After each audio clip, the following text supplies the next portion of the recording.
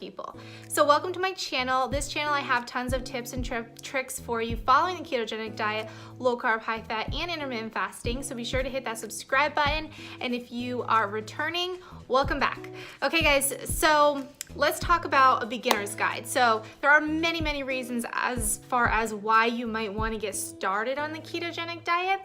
But weight loss is one of the huge ones, and so a lot of people get going for that reason alone. So I'm gonna help you make this super simple for you so that you're not confused, because I know a lot of people are so confused when they first learn about this type of lifestyle, and it's really not as confusing as it seems. I know for me, when I first started learning about the ketogenic diet, I was so confused about macros, micros, what the heck they are, how you count them, all of that. It seems so confusing to me, as well as net carbs and all of that stuff. But to make this really easy for you guys, basically what it is when you're following a ketogenic lifestyle, which this is a lifestyle, so many people follow this type of way of eating forever. For me, I have adopted it into my lifestyle. I didn't lose all of this weight and then went back to eating junk.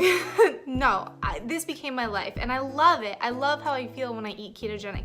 If I fall off track, you know, every once in a while, yeah, it happens. I mean, I'm human. I go on vacation. Sometimes there isn't the type of foods that I need to eat. We lost power. We're here in the Northeast and we lost power, and you know, it is what it is. So I had to eat what I had to eat. But anyway, it happens. So that's life and that's okay. And you're gonna find in your life too a way that works for you. But when you get going on this type of lifestyle, really you want to wrap your mindset around making this a true lifestyle. Not just a diet, not just something you start and plan to stop. This is something you can literally do forever, and you can do it easily in your lifestyle, and it's gonna make your life great, because you're gonna feel amazing on the ketogenic diet. So basically, keto means you are eating high fat, moderate protein, low carbohydrates. Now, if you have the standard American diet, you've probably been eating carbs like forever, and you've been told you need to eat low fat, you need to eat low calorie, you need to eat all the foods that you're eating in carbs and protein. And so your diet might be full of a lot of carbs, cereals, things you think are healthy. But I'm here to tell you, those types of foods they're not good. Like, I feel like we were lied to forever, because this is like a huge thing, this whole shift, and you have to shift your mindset around that too, because I know a lot of people get started and they're so afraid to start eating fat. It's so scary because you're told, eat fat, it will make you fat, right? And you believe it. But the complete opposite is true. If you feed your body fat and your body starts running on fat as its primary fuel source, you know what happens? Your body is burning fat for fuel. It burns your body fat when it runs out of the foods, the fat that you're eating. And there is no way that you can eat enough fat in your day to run your body. Your body, like, you would be, I mean, I can't even imagine, you would be eating so much fat, it would be ridiculous, and that's not even possible. So that's where the ketogenic diet works, because people get full on less, because the food is satisfying. You're never hungry, you're never deprived, you don't go without, you know, eating unless you aren't hungry, and so you don't eat. And that's the other thing, you can actually follow your body's lead and start learning when you're actually hungry, or if you're eating for other reasons, like stress eating, or just eating because you're bored, or a lot of those other things. You're gonna find with the keto diet, when you get going on that, you're not going to have the same reaction to eating, or at least you're gonna learn to eat when you're hungry, because you're gonna find you'll be more in touch with your body, and that's amazing. Okay, so how do you do it? How do you do the keto diet? This is what I recommend. If you're just getting started into this, I don't recommend that you get going tracking your macros right away. And there's a reason for that. The main reason is because you don't want to get overwhelmed, and it can be super overwhelming when you first start getting going into this and learning about things and trying to do it all at once. And then if it's too overwhelming, you're going to give up. So, and you can get great results doing it the way that I recommend, which is just start with your net carbs. Try to eat 20 net carbs or less a day, and you're going to have some serious shifts happening. You're going to get into ketosis, that is when your body is burning fat for fuel. It's producing this BHB, which is causing your body to be running on fat as fuel. It's like the byproduct when your body's burning fat for fuel. So it's going to, you're gonna feel great, but initially you might have the keto flu, which is normal, totally common. When you cut out all that sugar, you cut out all the carbohydrates. So we're talking about no more breads, no more cereals, no more pastas. These things are not good. And you think like, what will I eat if I'm not eating those things? I'm telling you, you're gonna be eating green leafy veggies. You're gonna be eating fresh meats, cheeses, olives. These are the things that you want in your diet.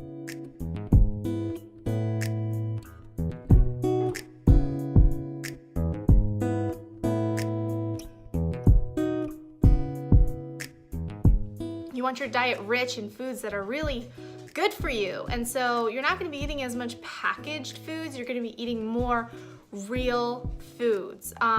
So that is one of the reasons why the ketogenic diet is so amazing for your health, because the foods that you're eating is gonna be loaded with much more nutrition and nutrients than a lot of these bread, pastas. You're getting a lot of calories, but you're not really feeding your body. So you're gonna be getting a lot more here. Now, the question is, all right, so if you're eating more meats, no sugars, which sugars we're talking about, fruits as well. Now you can eat low carb, low glycemic fruits, which would be on the berries. The berries are okay, like strawberries, blackberries.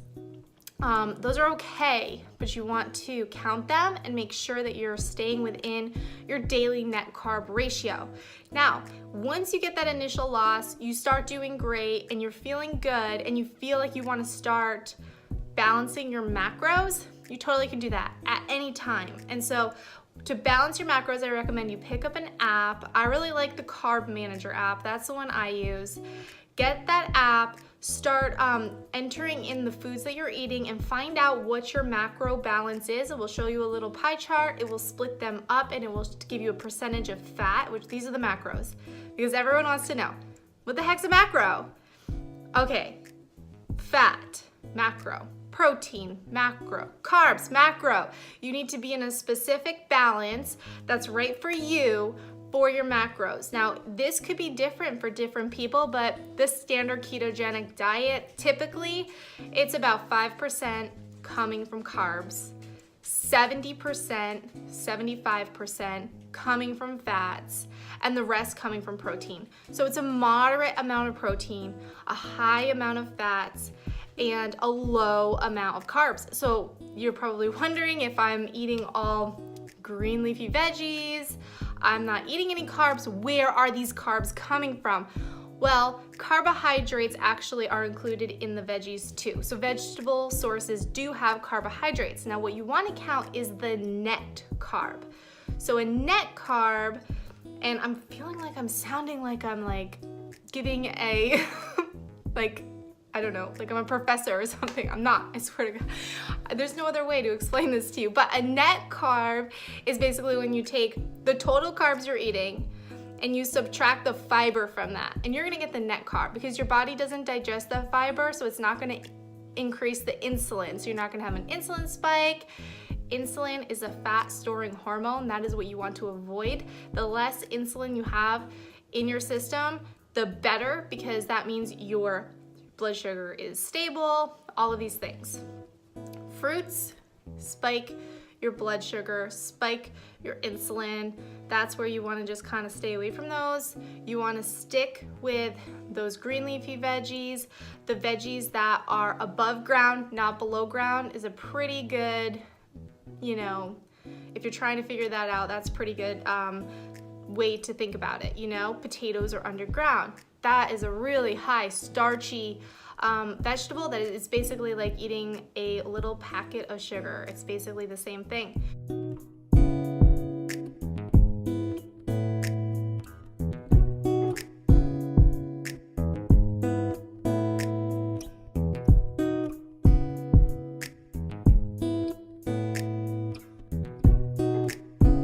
So, no potatoes, no carrots, nothing that's underground.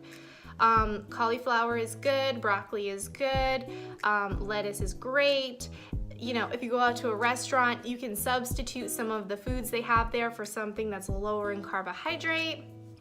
All of these are just kind of like little ways. So you start balancing your macros, you add it into an app. Eventually what's going to happen is you're going to be eating similar foods every day. You're going to get into a rhythm and you're going to know basically what your macros are without even putting it into the app, but that comes a little bit later. So you want to use the app to kind of get you started, to get you into it. You can do that whenever you want. And that will keep you in your macro balance. So that is basically how you do the ketogenic diet. So getting started, you want to make sure you have plenty of electrolytes. Now there actually is an electrolyte powder that is really good, that has potassium, a high amount of potassium in it, because your body's going to be flushing potassium, magnesium, and sodium. And so getting electrolytes is like essential. You need to make sure you're salting your food, because your body, when it flushes out all of this water, it's no longer holding on to water like it used to when you were very carb heavy in the foods that you're eating.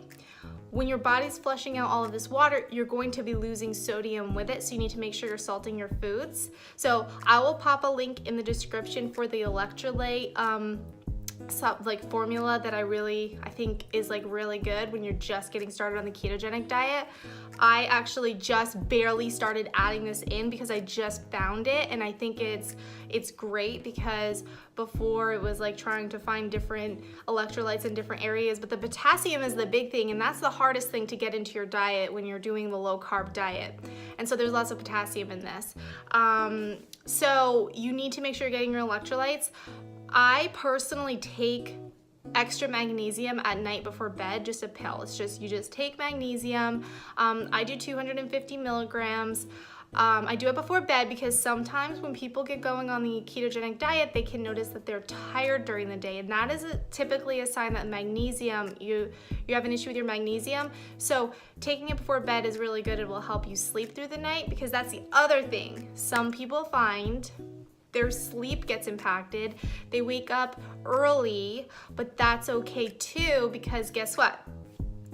You don't need as much sleep anymore, because when you're following the ketogenic diet, you're eating these real whole foods. You're losing weight, your body is starting to function the way it needs to function.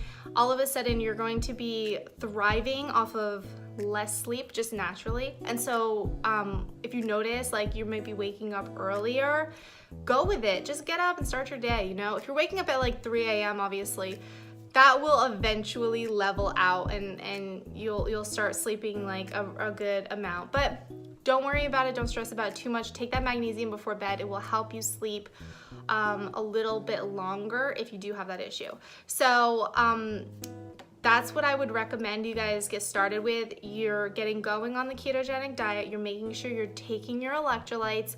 You're making sure that you're staying within the 20 net carbs or less a day, which you can use that app too, that carb manager app I told you about. That's for iOS. If you have Android, MyFitnessPal is great too.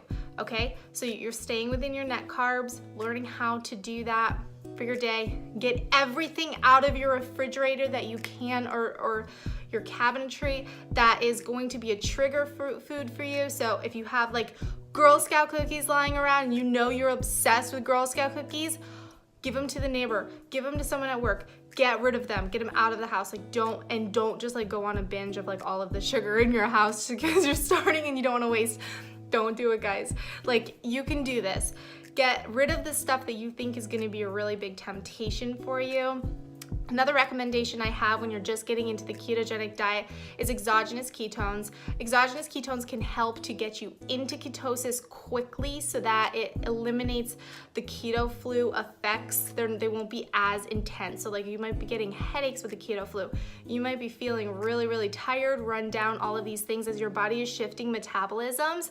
exogenous ketones can definitely help you in that situation because they'll put you in a ketosis right away, and they're going to help you also lose the cravings for sugar, which can be really, really intense as you're just barely trying to get out of that and get rid of that side effect of that. So I have a 10-day experience that has exogenous ketones. You can get started on that. You can try it out, see how it works for you while you're getting into the ketogenic diet to get going on this lifestyle. Will help you ease into it. I'll put the link for that in the description as well, so you can check that out. But you can do this any way that you want, basically. You can get started on the keto diet. The main factors though are there, and the biggest thing is that you have success with making this really a lifestyle change. So that now let's get into like intermittent fasting, because you're probably wondering, okay, I've heard about intermittent fasting, I've heard about the ketogenic diet, is it something I have to do? Intermittent fasting is amazing, guys, because what it does is it allows your body to go a longer period without food, so that when instead of your body working so hard to digest and what to do with this, what to do with that, now it's putting the, it's basically healing your body in other areas because it's not working so hard digesting. And so you're going to, like loose skin, all of these things can be prevented or healed through intermittent fasting, and it's also a great way to help with fat loss and weight loss and all of those things. So intermittent fasting, the way you do that is basically you start eating at a specific time during the day, and then you stop eating 8 hours after you start eating. And then you go 16 hours without eating, and then you eat again in the morning. Now this is the 16 8-hour fast. This is the way that most people get started. There are different fasts, but for this beginner's little guide on the whole ketogenic intermittent fasting, the easiest way for me to explain this to you is eventually once you get going on your ketogenic journey, you're gonna find that you're just naturally not as hungry. And a lot of times we're not as hungry in the morning, so you can use that in your benefit to follow an intermittent fasting type of lifestyle. Now the way that you do this is, like, I don't recommend you start this for at least 2 weeks into your keto diet, into your keto lifestyle. But when you're ready to do it, and when you find that you're waking up, you're not as hungry, you have your first meal at noon, so you make it 12. Anything that is over 50 calories within your fasted window is going to break your fast. That's my personal opinion. Some people will say 100 calories will break your fast. Some people will say water only. Personally, if you're drinking and consuming 50 calories or less within that 16-hour window from the time that you stop eating until you start eating again, you're not gonna break your fast. And so that means if you're having coffee in the morning, you can add a tiny bit of creamer to that. Half and half is what I would recommend because it's lower in calories. So you can do that, and you can have that coffee, and you can have lots of water. If you're drinking exogenous ketones, the proven exogenous ketones are only like 40 calories each. Some are a little bit less. But if you have that, it's definitely gonna help you with your intermittent fasting. So I would recommend that you drink that when you wake up in the morning as your first thing. You just have your ketones. They will give you energy. Some of them have caffeine in them, so you can get them caffeinated if you want. If you're used to having coffee in the morning, you wanna swap it for this, go for it, do the caffeinated. And then that will allow you to take your fast on to noon, have your first real full meal at noon, and then you have your next meal, which ideally you want to eventually just kind of cut it down so you have only 2 meals a day, because the less you are snacking in between your meals, the better. I know we love to snack, right? Sometimes we snack because we're bored, whatever. Don't do it, don't snack. If you can, just don't do it. So I would say you have your first meal at noon. You want it to be a big meal because you don't want to be hungry, you don't want to be snacking in between your meals. And then you have your meal for dinner at about 7, if you're stopping eating at 8, and then you go the 16 hours again. And make sure you're getting plenty of the electrolytes, plenty of vitamins. I also take a multivitamin, which I would recommend you do that as well. I will put a link to everything that I'm talking about in the description here of this video, so that if you need a multivitamin, if you need electrolytes, whatever you need, it's there for you. But that's basically it. That's the intermittent fasting thing. So anyone can do intermittent fasting. You just have to follow your body and see what works for you. Don't force yourself to intermittent fast if you're hungry. If you're hungry, just eat. Follow your body, learn how to follow your body. And some people really like to just push their window back slowly. So if you normally wake up and have your first meal at like 6 a.m., let's say, try the next day to do 7 a.m. and then the next day to do 8 a.m. and just kind of try to slowly shift it so that it moves. Now, the really cool thing about your body is if you get started on intermittent fasting and you're hungry, let's say you're hungry your first day, but you push past it. Like I would say the first 3 days, you'll probably be hungry. If your body's used to eating at like 7 a.m. and all of a sudden you're eating at noon, you'll probably be hungry initially. But what happens is your body produces the hunger hormones when it gets the hint, like that food's coming at noon now and not 7. So I'm not going to produce those hunger hormones, so you won't get the hunger pains, you won't get the hunger signals until about noon, when you would normally eat once you get going on that lifestyle. So I would say, I know I'm kind of contradicting myself because I just said if you're hungry, eat. But in the beginning, the first like 3 days, you'll probably be hungry as you're starting to move that. And that's okay to kind of like push past that until you get going on it. And then beyond that, once you're into the lifestyle of it, if you do feel hungry within that time, then I would say that you should probably eat something. Now, the other thing is some people intermittent fast every day. Some people do it 3 times a day. Some people only do it on the weekend. Whatever works best for you is great. So really you can do it however you want. And if you hear someone snoring behind me, that is my dog Connor. I'll see if I can turn this around so you can see him. I don't know. Can you see him? Yeah, that's Connor. He's snoring. Sorry. Sometimes he likes to sit next to me while I do my videos, pretty much every time I do my video. So if you hear someone snoring, I had someone in one of my videos, they were like, is someone like moaning behind you? I was like, oh, that's my dog, like every time. Okay, so back onto subject. Yeah, so that's it. Intermittent fasting, do it later on. Don't do it right away as you're just getting into the keto lifestyle. Get past the keto flu, because once you're past the keto flu, it'll be so much easier for you. Don't think it's gonna be like that forever, feeling tired, all those things. Make sure you have the things that you need, the tools that you need, the electrolytes, all of those things, the vitamins, everything that you need, the magnesium, so that you set yourself up for success with this, because that is the most important thing that will lead to your success. Now, thanks guys for watching this video. I hope that I helped you in some way. Be sure to, if you like this video. If you know a friend that is following the ketogenic diet or just getting started, share this video with them so that it helps them out. And thanks guys for watching this video. If you're new here, be sure to hit that subscribe button. Take care.